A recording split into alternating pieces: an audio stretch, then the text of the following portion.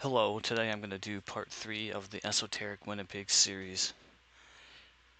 It's been a while since I did part 2 of the series, but today's episode will be talking about how the Human Rights Museum of Canada in Winnipeg is actually a replica of the Tower of Babel, with some elements of Mount Meru from the Far East mysticism and mythology mixed in to that design. So the first part of today's video, we're going to go over a couple slides from part 1, just as a refresher, to talk about how within Winnipeg there's a little miniature map of Babylon and Mesopotamia. And that's important to understanding the context of why they would build a replica of the Tower of Babel in Winnipeg. So let's just go over these slides here. So first of all, what was Babylon? Babylon was a prominent city within Mesopotamia, the border geographical region known as the land between two rivers, the Tigris and Euphrates rivers. This fertile area in modern-day southern Iraq was the site of many early civilizations due to the rich soil deposited from the rivers, which supported agriculture and large populations. So the location we just talked about is between the two rivers here, the Tigris and the Euphrates River. Here would be Babylon. We don't have to go over more here. Let's go to the next slide though.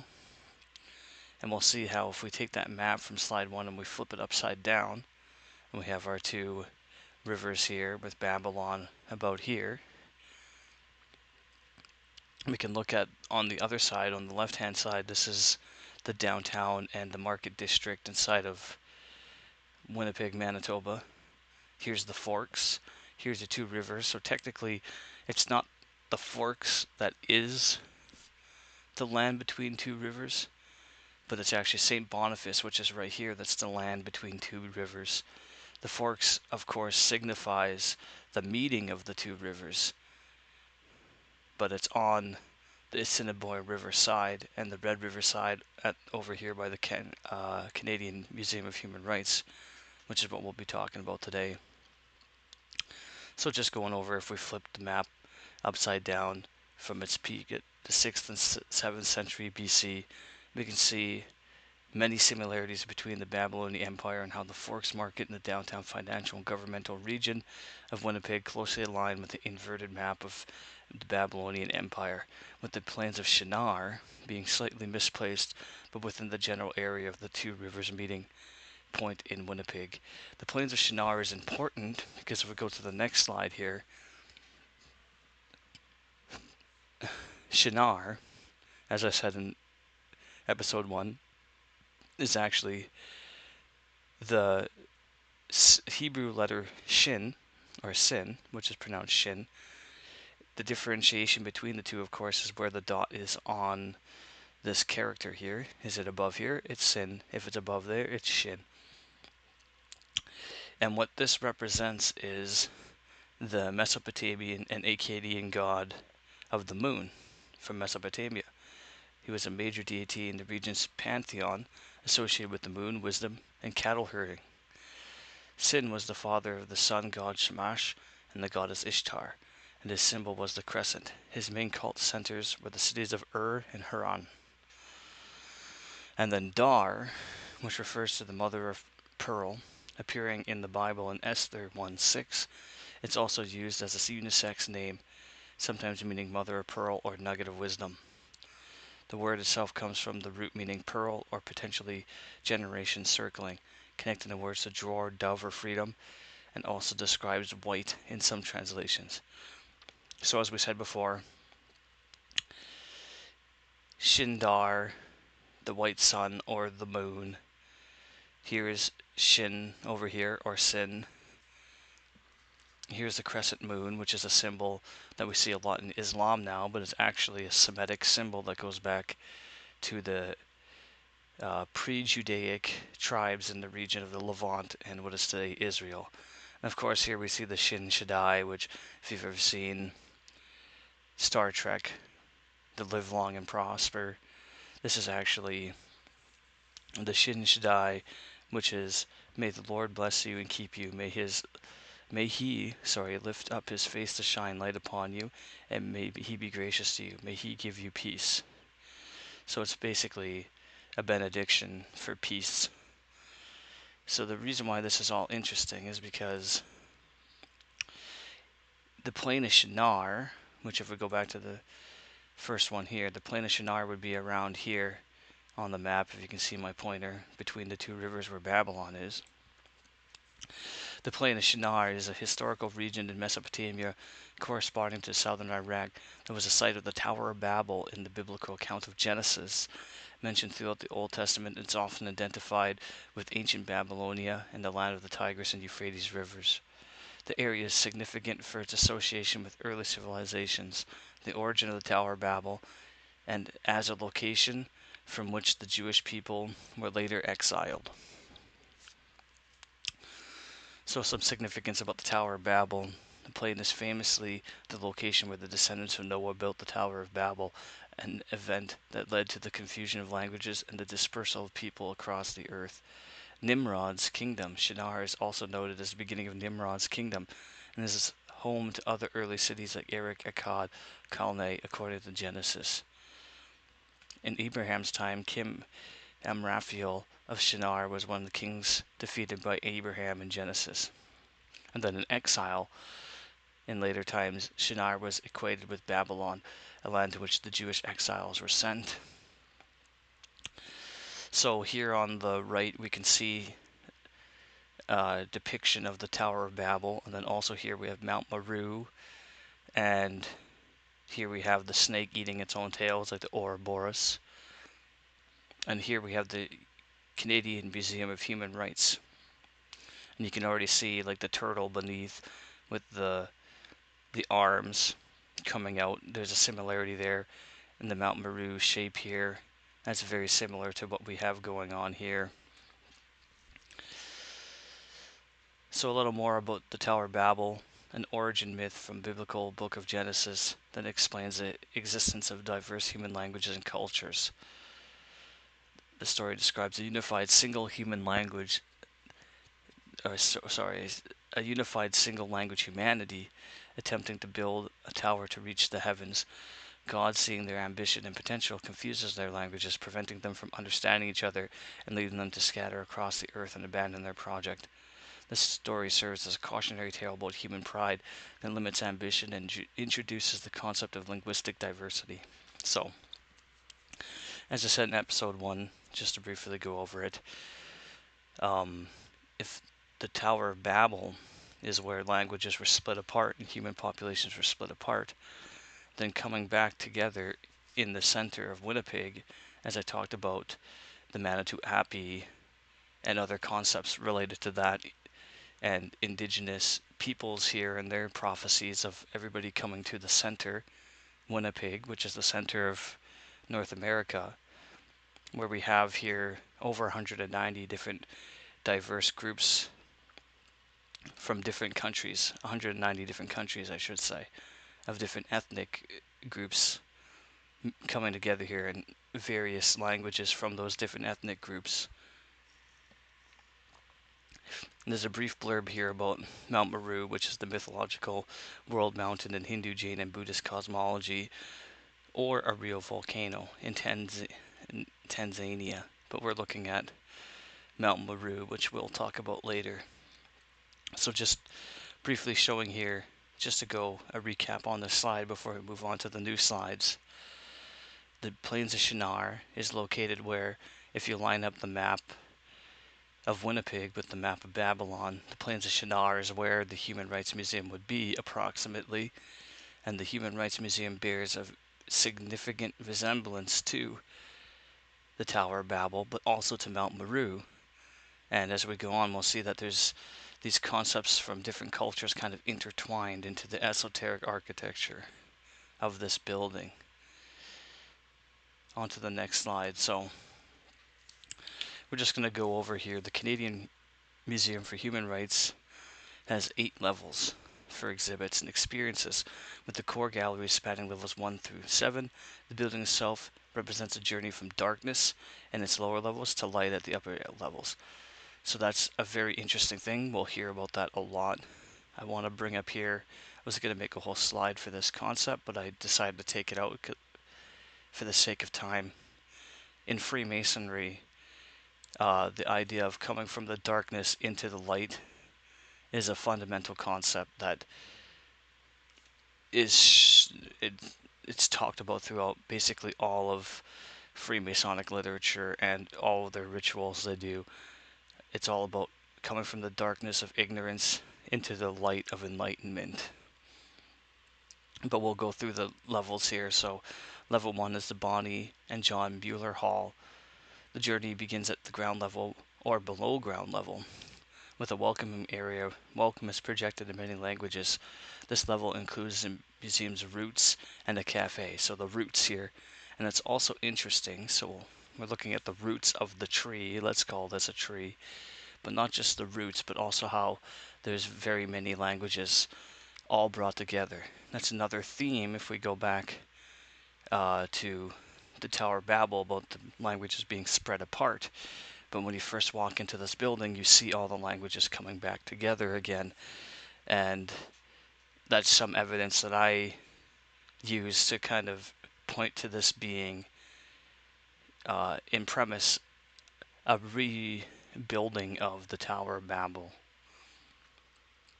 So level 2, Indigenous Perspectives and Canadian Journeys. This level explores Indigenous rights, worldviews, and the complex history of human rights struggles and achievements in Canada, including stories of residential schools and Viola Desmond. So that's the second level here. And there's the third level, level 3, Protecting Rights in Canada and the Stuart Clark Garden of Contemplation, which is very interesting. We'll go into the gardens later. Focusing on how rights are legally protected in Canada, including the Canadian Charter of Rights and Freedoms, and features a serene indoor garden area, which I'll just talk about it briefly here. I believe that this is representing the Hanging Gardens of Babylon. There's more information later in the presentation about that. Level 4, the turning points for humanity, breaking the silence and actions count. This level deals with difficult global topics including genocide, atrocities, and Universal Declaration of Human Rights. It features interactive exhibits and digital books. So this is around in the center of the building, and this is a very powerful level. If you've ever been there, it's pretty heart-wrenching. There's stuff about the Holocaust and other genocides throughout the world, lots of imagery and like real photographs, and it's very intense to be in that area emotionally. You can feel the emotional energy in there. And so we'll go on to level 5. Rights Today explores current human rights issues, how everyday objects and media are connected to human rights in the modern world. Level 4 is the Expressions Gallery. This is level 6, Expressions Gallery. This level often features temporary or traveling exhibits, such as those related to peace and youth art projects. Then level 7, Inspiring Changes, and the Israel Asper Tower of Hope entrance. So the focus here is encouraging visitors to become human rights defenders and take action. And then it leads to the entrance of the Tower of Hope. Over here we can see this spirally thing, which we'll talk about. What does this represent? And then Israel Asper, Tower of Hope, the highest point of the museum. It's a viewing platform that has a panoramic 360-degree view of Winnipeg and the Forks area, symbolizing the journey to enlightenment. So again, darkness to enlightenment, the Freemasonic concept.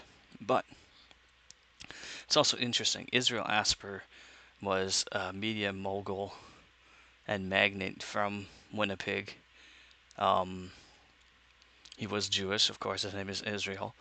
But it's interesting that not just Israel Asper, which was his name, his nickname was Izzy, but also talking about the word Israel in reference to Judaism and the Jews being exiled into Babylon and building the Tower of Babel and all of these concepts. It's interesting that it's built down Israel Asper way, and Israel Asper was the one that came up with the idea for the whole Canadian Human Rights Museum. So we're going to go on to the next slide here, and this is going to talk about what I believe these represent. And there's a 7-circuit classical labyrinth. It's a powerful meditative tool that is widely associated with the 7 primary chakras. Walking the labyrinth is considered a journey that can help balance and align those energy centers, facilitating personal and spiritual transformation. So before we go in depth here, we can just look at some of the diagrams here.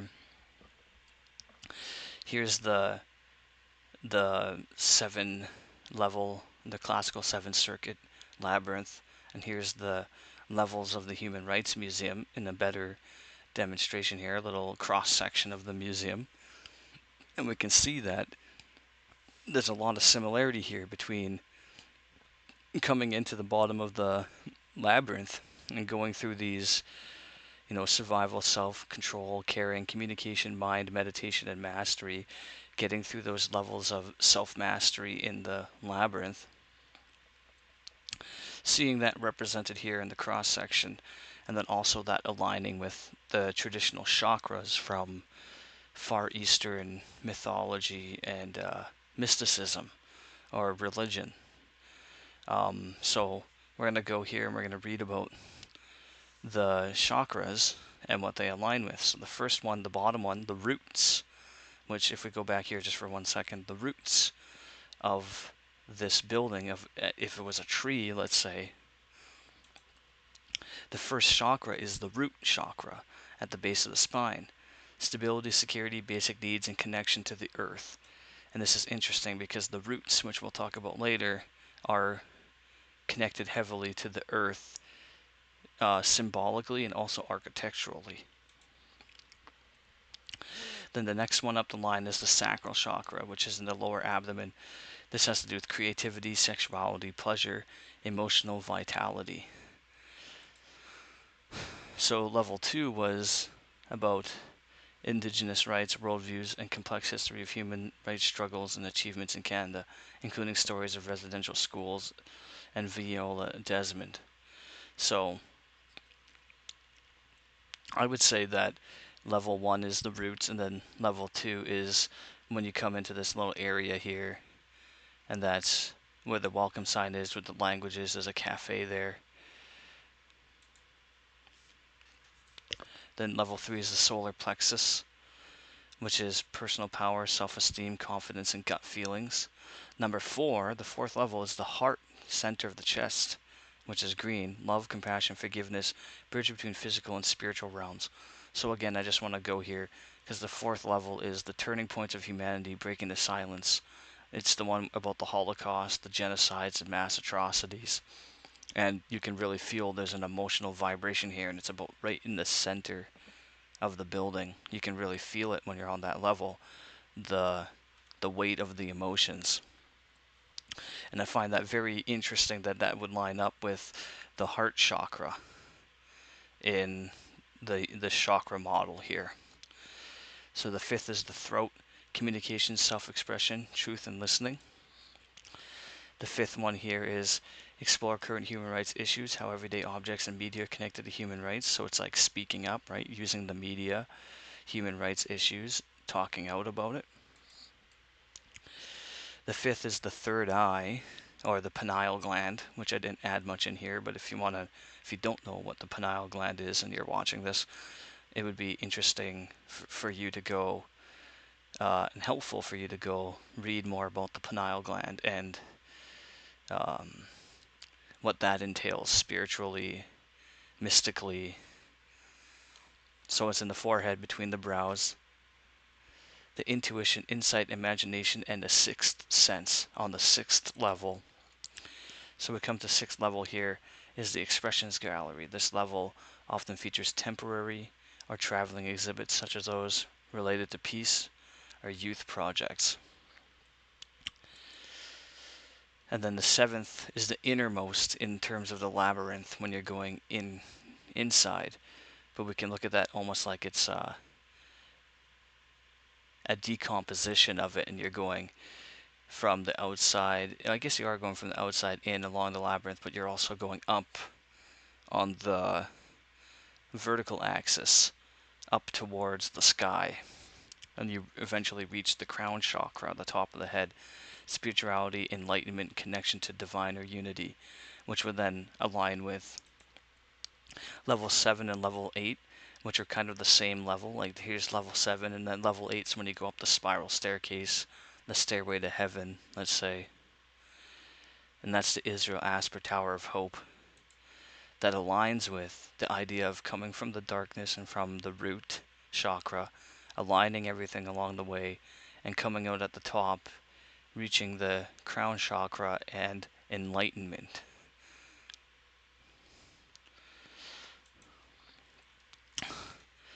So we're going to go back to the root. We're going to kind of do a little bit of a deeper dive on each one of the more instrumental levels of the building and what they may represent, at least what I can glean from all of this and what I'm able to discern. So there was visionary roots. First of all, Israel Asper's vision. In 2000, Israel Asper began planning a museum to commemorate victims of human rights abuses and inspire action. He announced plans for the museum in April 2003, just months before his death. His family, through the Asper Foundation, continued his mission and brought the project to fruition, with the museum officially opening in September 2014. National mandate. In 2008, the Canadian Parliament amended the Museum Act to establish CMHR as a national museum, the first built outside of the National Capital Region since 1967. Its mission is to explore human rights, with a special reference to Canada, promoting understanding, respecting, reflection, and dialogue. So, that's where the whole idea came from, Israel Asper. It's down Israel Asper Way. Again, it's his name as a person, but it's also interesting if you think about the path of the Jews being exiled and then going down through Babylon. And that pathway of Israel Asper Way would be essentially going down through Babylon to the plains of Shinar, where they would build the Tower of Babel. So that's very fascinating on its own right. So the architectural and symbolic roots. The museum's architecture, designed by American architect Antoine Prédoc, is rich in symbolism, with specific elements named roots. So the Forks location, we know about the Forks, we don't have to talk more about the Forks, we've talked about it to great extent in the last few videos. Architectural roots though, so these roots, these things it's standing on, which again looks almost like the arms of the turtle, or these mountainous regions here. The physical building design features 4 massive sloping structures at the entrance called the roots. These are clad in 400 million year old Tyndall limestone and are meant to symbolize humanity's connection to the earth and the fundamental commonality of mankind. Now remember, the root chakra inside of the chakra system from the Far East has to do with having a connection to the earth. And then here we're talking about the roots being connected to the indigenous peoples and their connection to the earth. So, journey from the darkness to the light. Again, this is a Freemasonic concept. It's everywhere inside Freemasonry, all throughout their literature. All the rituals have to do with becoming slowly and slowly more enlightened. In fact, I can say something here, that the idea of the compass in the Freemason logo, there's symbology there where they have the compass and the square. The compass actually represents an adjustable scale of enlightenment, where it could draw concentric circles of understanding and knowledge and how ideas are communicated from the center of that wealth of knowledge to the outer limits where people are kind of held at bay until they reach the higher degrees of Freemasonry. So, the entire design of the museum guides visitors on a symbolic journey from darkness to light. Visitors enter through the roots at the base and ascend through a dark, cloistered galleries and glowing alabaster ramps, representing a path of light, before reaching the bright open Tower of Hope at the top. This journey is intended to mirror an ongoing struggle of hope and positive change in human rights. So then a little more information here about Mount Meru. We talked about it being the five-peaked mountain. Also, this is interesting, and I just noticed this while doing research for this, that the little sun above the peak of Mount Meru is very similar to, if we're just going to just going to hop back all the way here to how the letter Shin and the letter Sin are differentiated from each other with a little dot on top representing the moon. And here we have, this is the sun on top of one of the three peaks here at the top of the mountain. So that's very interesting that you can almost see the Shin or the Sin symbol here. So it was the mythological center of the universe. Mount Meru is the central pivot around which all celestial bodies, including the sun, moon, and planets, revolve. Its rotation is described as the cause of the day and night in different world continents. And the abode of the gods is the dwelling place of numerous deities and mythological beings, so kind of similar to Mount Olympus. Now this is interesting because, as I talked about in the first episode with Manitou Api and the indigenous prophecy, Manitou Api means where the creator sat, and where we are here in Winnipeg, where I am, I should say, in Winnipeg, this is where the indigenous people at the Forks believe the center of the universe was, or somewhere in this general area, which is true because we're in the center of the continent. And they believe that the creator, their version of the creator, their creator god, this was his throne. So it's really interesting that this Mount Meru connection to where the gods sat, the abode of the gods, there's a lot of connections here between these different cultures, and how they believe that there was a central place. And then that makes sense for why they would build something like this here specifically, because they're trying to build something in the center of where the gods sat in the indigenous folklore. So Winnipeg is a very powerful place in that way. Even though it's a very unassuming place, when you're here, it doesn't seem like it's all that spectacular. The more and more you dive into this esoteric stuff, the more and more you realize, like, it's a very important place, and something is going to happen here. I'm not exactly what, but there's prophecy from multiple different peoples, and it all points back to coming to one meeting area. So anyways, back on track here. We're going to talk about Zoroaster for a bit, and Zoroastrianism. So when you get into the second level, there's this, and you go up the alabaster ramps, which we'll talk about in the next slide.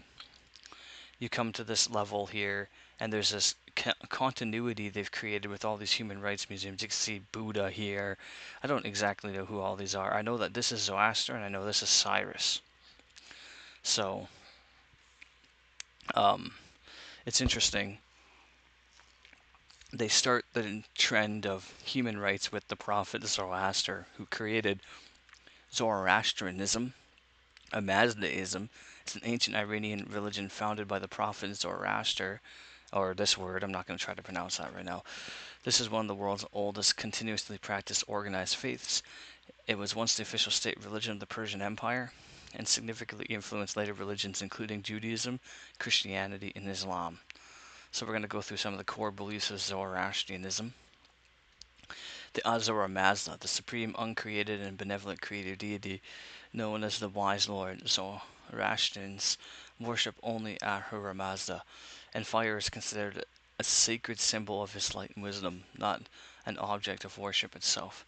And then there's the Angra Mainyu, the destructive or reposing spirit, later known as the Ahriman, which is the adversary of all things good and the source of evil and chaos. Ahura Mazda and Angra Mainyu are opposing independent forces, not two parts of one god, though interpretations vary. So there's like a good and a bad. The cosmic conflict involves a struggle between Asha, truth, order, and righteousness, and Drudge, false deceit, disorder. Humans play a critical role in this conflict through their free will and choices. So again, this is the battle between darkness and light, darkness becoming the light, light defeating the darkness. These are Zoroastrianism themes. This religion goes back thousands of years before Judaism, and Christianity and Islam, the Abrahamic trio here, they're all from the same roots here, and this root is Zoroastrianism.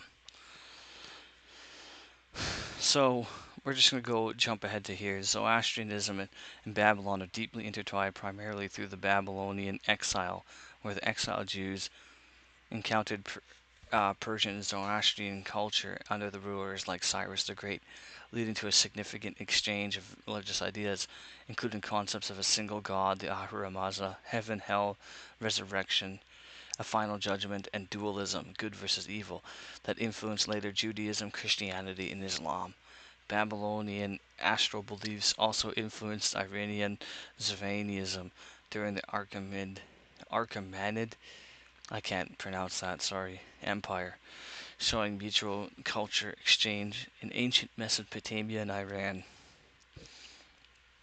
So I included this because it's very interesting that Zoroaster is being proposed as the originator of human rights in the Human Rights Museum, creating an ethical framework, and that there's a connection between Zoroastrianism and the Babylonian exile, where the exiled Jews encountered Zoroastrian culture.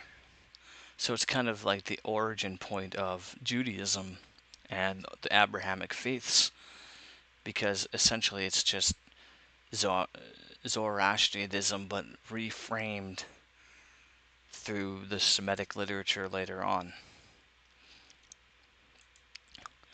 So next we're going to talk about these alabaster ramps that are inside the building that this is how you get from one level to the other. The alabaster ramps are a prominent feature of the Canadian Museum for Human Rights in Winnipeg. Got tongue twisted. Designed by the architect Antoine Predock, the ramps are clad with translucent Spanish alabaster and are internally lit with LEDs, symbolizing a journey from darkness to light. Again, the darkness to light theme. So design and material, symbolic journey. The museum's design is meant to invoke a quest from darkness to light, with ramps carrying visitors upward from the lower dark levels to the bright open spaces of the Tower of Hope. Sorry. It was made with Spanish alabaster. We don't have to go into all of that. Function and accessibility. So it connects all the galleries between the different levels as you're climbing the Tower of Babel here, the Human Rights Museum. And when you're in here and you're looking down, especially when you're at the higher levels and you look down and you see people walking around here, it really gives you the impression that you're living inside of Relativity by M.C. Escher. So we're just going to talk about relativity a bit, because I think this is what they were going for. It's a lithograph print made by the Dutch graphic artist M.C. Escher. It's one of his most iconic works, known for its mind-bending depiction of impossible architecture and the exploration of multiple gravitational perspectives simultaneously. So it's very interesting when you're climbing up here. It feels like space and time are being distorted in some way, that you can see the people walking. Of course, they're all on the same gravitational plane, but because they're all angled at different angles, it looks like some people are walking on the side and some people are walking above you, and it's really trippy looking when you're inside of this area, especially at the top looking down, because it looks like people are walking on the walls. As an optical illusion, it creates that view.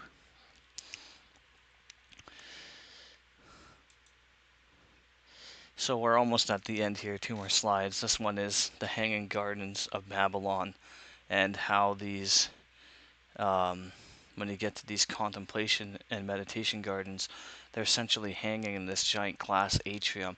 And I think about it as, the Hanging Gardens of Babylon, which were one of the seven wonders of the ancient world, but are the only whose existence and location have not been definitively established by archaeological evidence. Descriptions come from the ancient Greek and Roman texts, which portray them as extraordinary feat of engineering and beauty, a multi-tiered paradise of lush vegetation and arid landscape.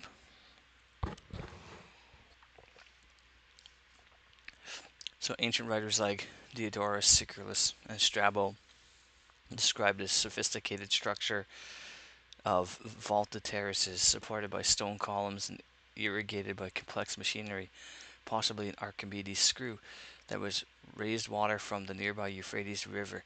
The name hanging likely derives from the Greek word kremastos, meaning overhanging, referring to plants draped over terraces, not literally suspended in the air.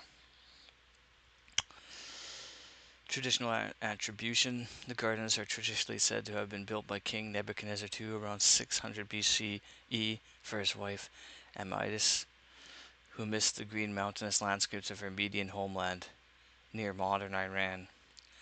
Archaeological mystery. Despite extensive excavations of the ancient city of Babylon, no definitive physical evidence of the gardens has been found. Furthermore, no contemporary Babylonian texts from Nebuchadnezzar's reign mention the gardens, although many other building projects of his were well documented. So,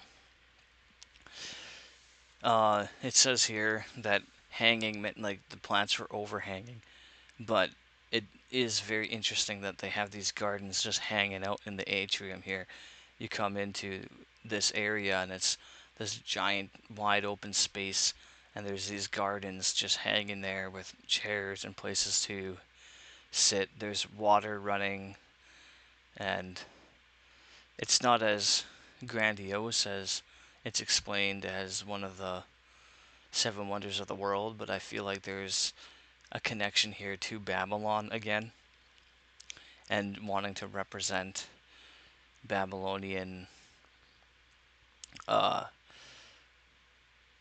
ideas from Babylon, let's say, inside of the architecture of this museum. So finally, we're going to come to the last slide of the presentation here, which is just wrapping everything up by talking about the Israel Asper Tower of Hope here with the little spiral, and it's the highest point of the Canadian Museum for Human Rights in Winnipeg, Manitoba. Offers panoramic views of the city. It is a key architectural feature of the museum and symbolizes the journey from darkness toward light that is the central theme of the building's design, which is also a central theme of Freemasonry. So, from the darkness to light, the interior designed to guide visitors on an ascent from lower, darker levels to the bright sunlit summit of the Tower of Hope. This represents the long, ongoing human rights journey. It also represents coming from darkness or ignorance and reaching light or enlightenment. So I put this here because this spirally staircase here, if we look to the Kundalini and the idea of the Naga or the Cobra symbol, when you're going through the spiritual journey and you go through the Kundalini up to the top and you reach the third eye, this is very similar to how when you get all the way up the spine of this building, you come to this final twisted path, also like a caduceus, reaching the top of the crown chakra, which is the very top here of the Tower of Hope, when it opens up and you're finally able to see the clarity of your surroundings and everything around you, and you see the forks below you, and it finishes up that journey from the darkness to enlightenment at the top. And if you're observant as you're going through the building, you will realize that there's a lot of symbology and symbolism throughout the building and the esoteric architecture, which points to it again being, for the thousandth time in this video, a replica of the Tower of Babel, but also incorporating aspects of Mount Meru, New Age, spiritualism, theosophy, and mysticism. So that's about it for this presentation today. Part 4 will be about the Oadina Celebration Circle and how that is a gigantic celestial clock, as well as an astrological and astronomical viewing center with a lot of interesting mythological connections. So that'll be the final video for this series that I have planned so far. Yeah, that's about it. I'll go out on this last slide. Thank you for watching.